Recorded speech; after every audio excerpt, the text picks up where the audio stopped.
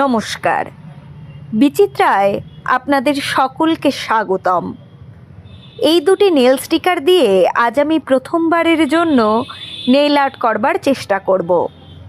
আমি ল্যাভেন্ডার কালারের nail polish নিয়েছি আর সাথে নিয়েছি ট্রান্সপারেন্ট নেইল পেন্ট।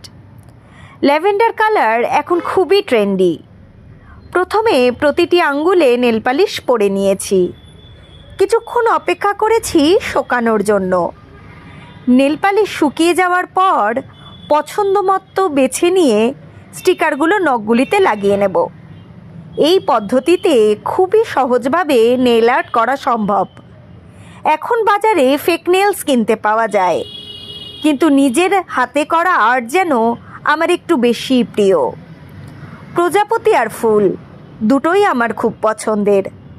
এভাবেই সাজিয়ে নিলাম প্রতিটা নখ।